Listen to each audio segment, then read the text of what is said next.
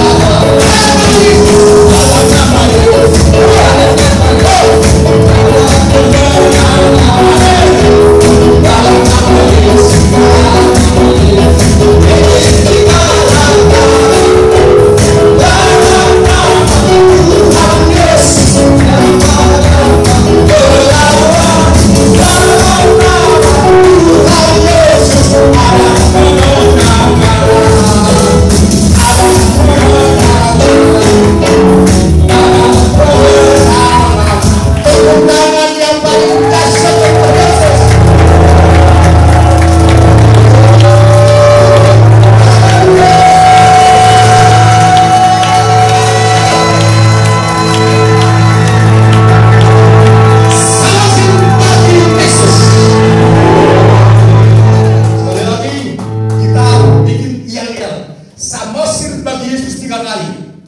Tolong dia berikan semua rame-rame naikkan ke TikTok. Pulau Samosir. Ya, Pulau Samosir. Ada Pulau Samosir. Baik. Pulau Samosir. Iya betul. Ya. 1, 2, 3 ya. Pulau Samosir bagi Yesus. Nadanya di ya. Jangan di bawah. Nada di Oke, 1, 2, 3. Pulau Samosir bagi Yesus. Pulau Samosir bagi Yesus. Pulau Samosir bagi Yesus.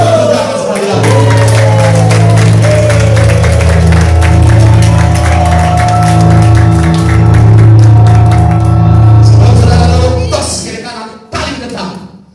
Yes.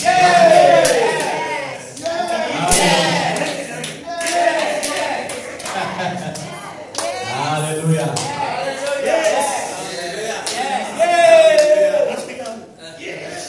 Kalau jam ngantuk gini nggak disiasatin. Ayo. Baik.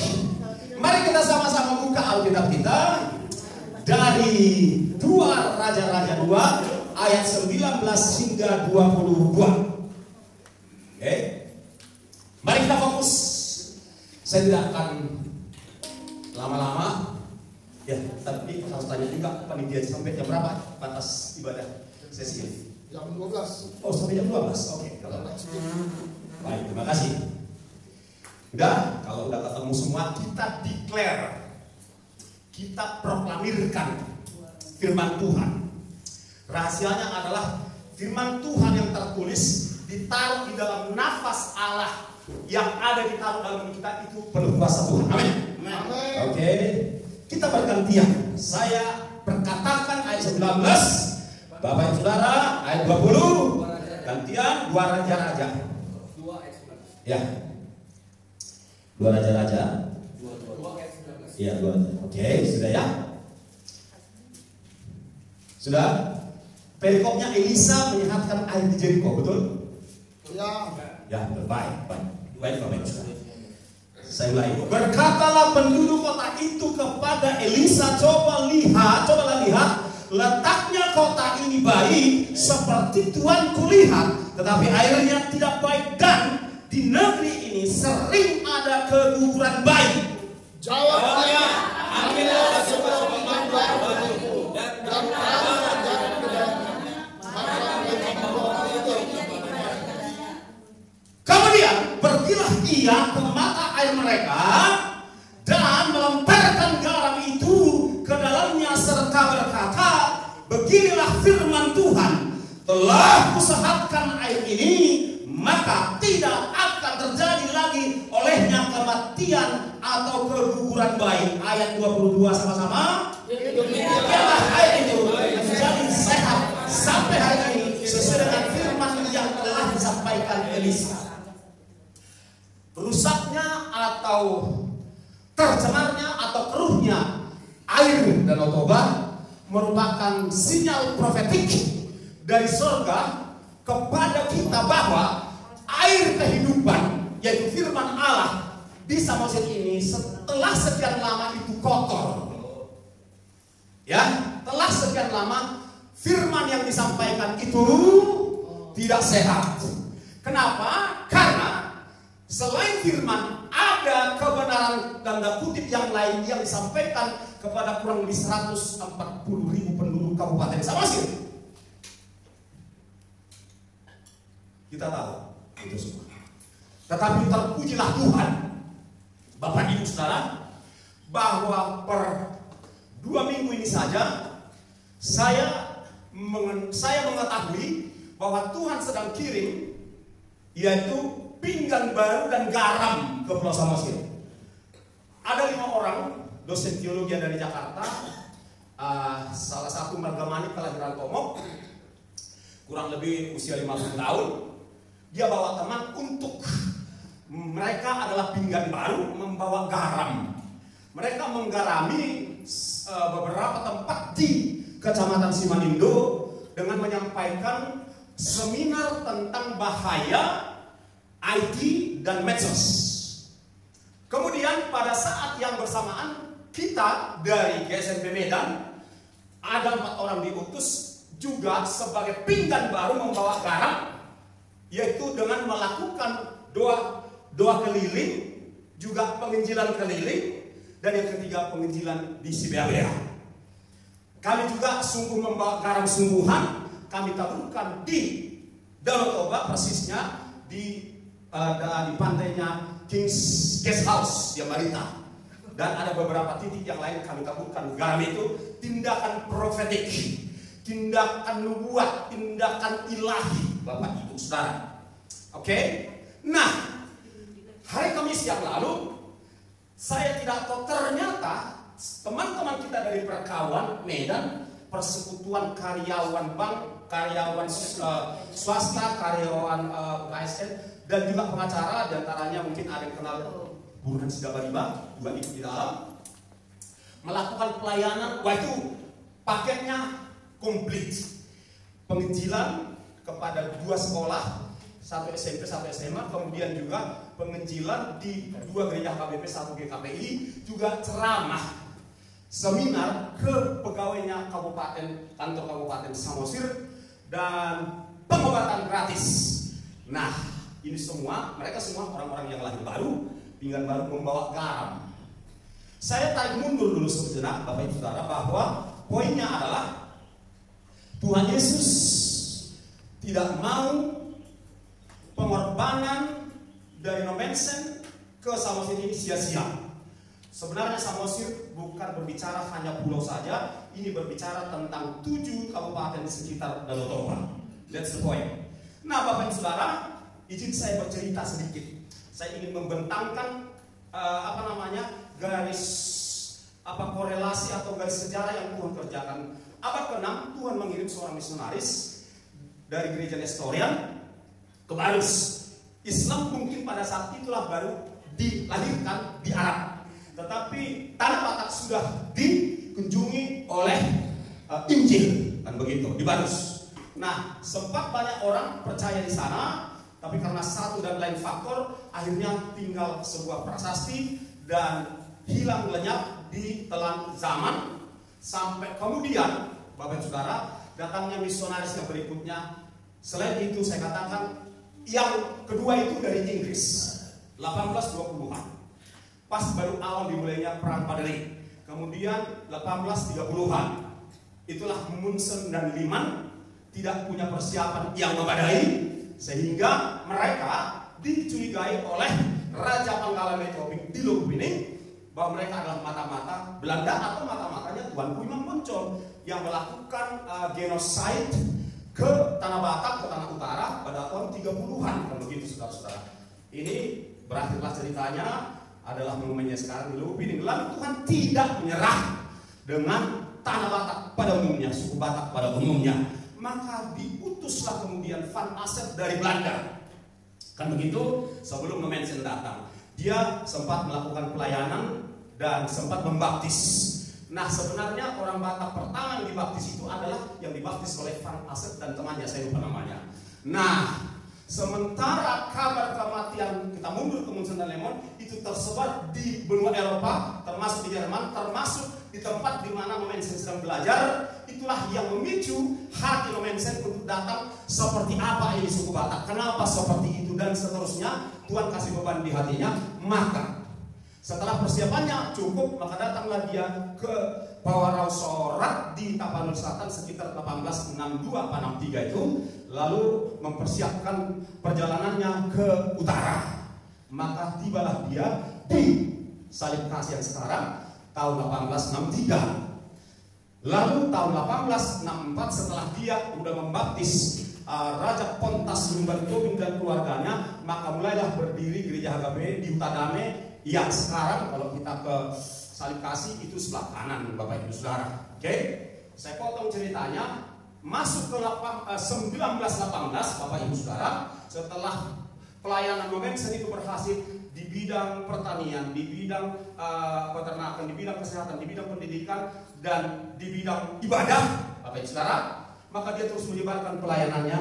Dan tanggal 18 Mei 1918 berangkatlah dia dari Lemboti, ya, dari Sigumpar menuju Pangururan, kan begitu, menuju Pangururan dengan anaknya dan juga pendeta yang lain. Oke, nah masuk kita pada poinnya. Di 1918 itu, bulan Mei, diadakanlah pesta sendiri di Pusubuhi. Kan begitu, diadakan pesta sendiri di sana. Artinya mereka ingin menaklukkan penguasa di sana untuk declare. Oke, lalu dipersiapkanlah pesta sendiri juga di gereja HBP. Waktu itu masih kecil, itu tusuk sate. Kalau kita keluar dari jembatan itu tusuk sate di gereja yang gede itu, itulah gereja kecil dulu.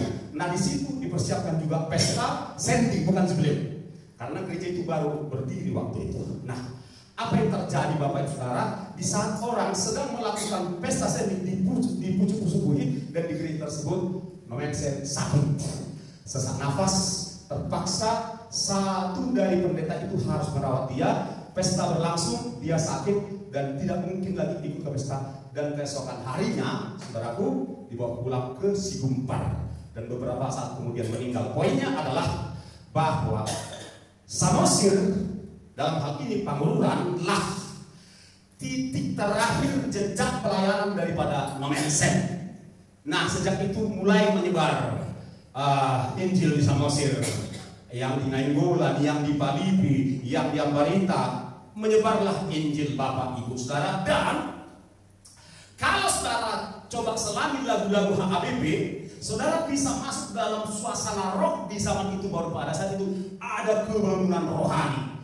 Dari lagu-lagu yang bukan rohani, lagu-lagu suku, lagu-lagu Batak, masuk kepada lagu-lagu rohani. Sebutlah misalnya Marulubuluk Tondiki, kemudian yang lain Maranatha oh Tuhan, Amin Sai Tibu Maro. Banyak lagu-lagu waktu itu sebenarnya adalah lagu-lagu KKR model dan zaman itu Bapak Ibu Saudara.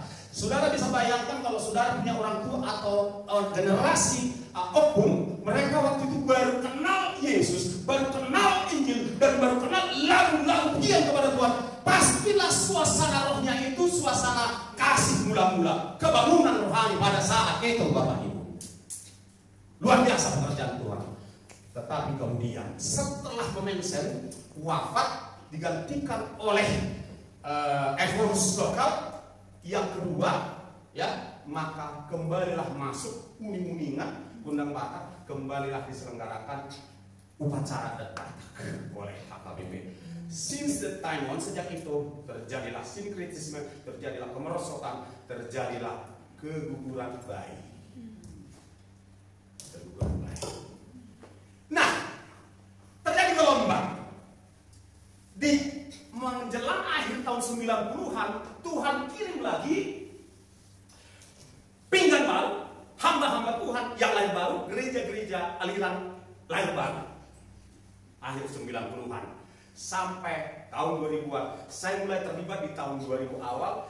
Kalau saya coba hitung, mungkin sudah ada 20 lebih lembaga atau ministry ataupun orang per orang yang membawa garam ke Samosir demi tidak gugurnya bayi-bayi rohani di Samosir ini Bapak Ibu Saudara. Ya, salah satunya tentu apa yang dilakukan, yang kami lakukan bersama dengan Joni Pardede tahun 2001, di mana kami 2 keliling 7 kali pulaunya, ya, dan hari terakhir tiup sangkakala, dan bulan berikutnya sekali keliling pinggiran Danau Toba, dan seterusnya ada Rudi Silalahi dengan Natania ministrinya, ada Riyama Boru Samosir dengan KKR-nya, ada Pak Rudi Naruan dengan GKPB-nya dari Siantar. Ada banyak nama-nama hamba Tuhan dan lembaga yang tak dapat saya sebut. Ada ICM bersama dengan almarhum Suadi Pak Pahan dan seterusnya yang tidak saya tahu pun banyak Bapak Ibu Saudara. Dan pada hari ini,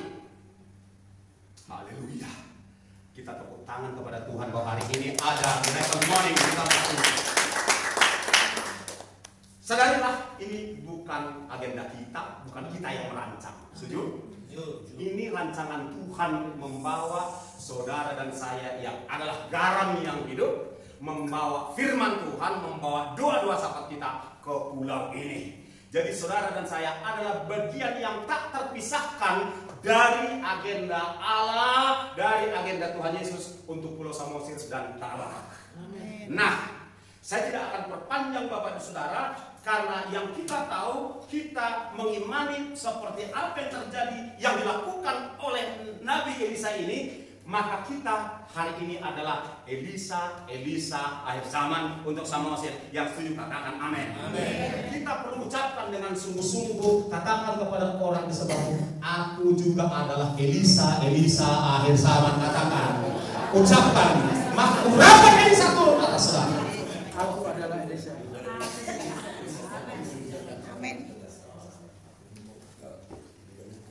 Maka apa yang akan kita lakukan? Kita udah imani dan itu akan terjadi. Kematian Bayohani itu diperparah dengan datangnya orang Persia, orang Media, orang Filistin di Pulau Samosir. Saudara ngerti maksud saya? Izinkan saya membagikan ini sedikit. Kepala BPN dari mereka, saya dengar diperlancarnya sertifikat tanah bagi pembeli baru tanah Pulau Samosir. So itu TSM, terencana, sistematis dan masif. Oke. Lalu kalau saya coba prediksi mulai dari tahun 2000 sampai hari ini, saya kira di Pangururan sekitarnya paling tidak 1.000 ke 1.500 orang mereka sudah ada di sini. Di Nainggolan begitu, di Tolok begitu, di di Simalungun begitu. Saudara pindah bergerak ke Parapat juga begitu. Saudara bergerak ke Baligi, Lembuti, Luluk Sanggul, Brastagi, terus itu pemandangannya sama. Pemandangan apa lagi yang saudara bisa lihat di sana? Bakso, ayam penyet, makanan muslim, halal, itulah bread. Kalau saudara sengaja, mungkin suatu saat ya mereka mau bisa utus 2-3 orang untuk khusus mengambil fotonya itu, biar valid datanya.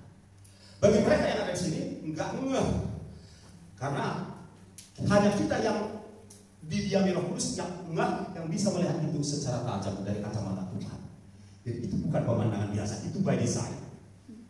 Nah, kita tahu siapa pemain terbesarnya di Indonesia, ya J dan K, begitu. Saya dengar dari teman-teman Tiranus, karena ini juga kami sedang mengumuli, alumni Tiranus Sumut sedang mengumuli hal yang sama. Jadi minggu lalu kami mengumuli, saya mendapatkan sejumlah informasi dari mereka. No. Ada jemaat kawan kita di Siantar, dia terlibat di pelayanan care. Rupanya salah satu donatornya itu adalah salah satu merek mobil bus yang terkenal Medan Siantar. Saya pikir mereka orang India kok bisa, tapi itu informasi itu hampir valid, dapat dipastikan. Lalu kemudian Bapak Ibu Saudara, pemandangan yang lain yang bisa kita lihat di daerah ini adalah gini cerita ya. Kalau pesta ini, adik tingkat saya ini yang pelayanannya di Luluk Sanggul, kalau ada pesta di sana, orang Batak pesta, oke. Mereka kan biasa pada datang tuh berdagang. Mereka datang ke sana dagangannya, ada yang berubah, tapi mereka udah berani palang itu jalan, dan kalau ditegur mereka melawan. Ada saya rekam kesaksian itu.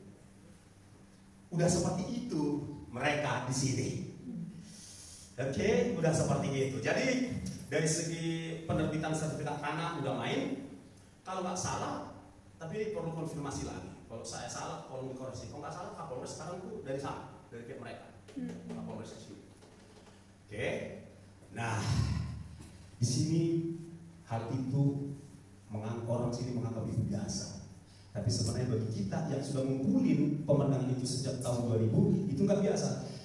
Saya lagi mencari orang di bagian statistik Kabupaten Samosir supaya dia bisa diam-diam ambil datanya berapa grafik pertumbuhan pendatang di Samosir, maksudnya yang dari Kedah. Itulah keadaan Samosir, tetapi itu bukan Samosir. Teman-teman saya yang mengalami Tanah Karo juga punya kesaksian yang sama, bahkan lebih berat lagi di sana dan seterusnya, saudara-saudara. Jadi sebenarnya target mereka Samosir, Tanah Karo, Dairi, Toba, Tapu, Tateng, membahas dan seterusnya, itu target mereka. Jadi Bapak Ibu Saudara datang ke tempat ini adalah utusan Tuhan. Saudara datang ke retreat ini bukan main-main, bukan hanya sekedar menikmati refreshing, tetapi ada misi dan tanggung jawab yang Tuhan letakkan di hati saudara dan di pundak saudara. Yang setuju katakan amin. Haleluya. Jadi apa yang harus kita lakukan nanti di sana? Kalau menurut saya nanti kita akan naik sampai di depan kaki patung tersebut, kita berdoa di situ, kita naikkan lagi dua syafaat di situ. Lalu yang kedua ya kita baru gantian melakukan penginjilan, memperkenalkan fokus ya, memperkenalkan nama Yesus. Saya kira itulah yang simple, yang praktis yang bisa kita lakukan. Karena untuk hari ini sepertinya tidak banyak orang di sana. Tetapi khotbah dari Bapak Ibu hamba-hamba Tuhan nanti di sana itu bisa direkam, uploadlah ke TikTok supaya seluruh dunia mendengar bahwa Kabupaten Samosir adalah milik Yesus yang sejati. Kita berikan tepuk tangan untuk Tuhan. Bila mana ada di antara Bapak Saudara yang mendapat semacam insight atau pewahyuan tentang Samosir atau tentang pelayanan kita, mimbar ini dipersilakan buat Bapak Ibu Saudara. Silakan. Mungkin Pak Syekh. Silakan Pak. Silakan. Monggo. Saya sih mendorong GSMB juga merencanakan itu nggak stop sampai di sini. Jadi dorongan saya kalau datang memang ambil ada Sabtu Minggunya, karena di situ lahir ramai. Jadi memang kalau yang gembala korbankanlah Sabtu Minggu itu. Dan ini perlu terus menerus sampai benar-benar kita lihat lawatan Tuhan. Nah kalau perlu memang kita ambil waktu, misalnya nggak usah KKR segala macam, ya kita doa puasa khusus, doa keliling, benar-benar kita mengerang untuk kelahiran kembali orang-orang di Pulau Samosir ini kepada Tuhan, ya sehingga benar-benar mereka kuat dan gereja-gereja peduli. Kalau Pak Yogi mungkin kemarin sempat menyebutkan gereja kayaknya cuek dan jalan masing-masing. Jadi kalau tim udah ada yang masuk ke HKBP, ke 3PI dan sebagainya, itu bagus. Kita mungkin perlu juga kalau ada koneksi ke sana masuk ke mereka, karena mereka yang mayoritas dan mereka yang menjadi target yang lebih muda ya, karena pemuritannya bicara agak kurang ya. Nah ini yang kita dorong ya, kita kita berdoa dan kita rogoh kantong, kita datang ya, kita ini ya mungkin kalau masih sempat kita kunjungi lebih banyak hamba-hamba Tuhan ya, untuk mereka juga disadarkan. Tuhan berkati. Ya, mari kita berdoa. Oh,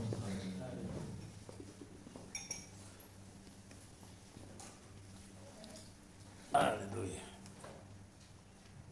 Bapak, Engkau lebih rindu Tuhan untuk melindungi umat-Mu yang ada di Pulau Samosir.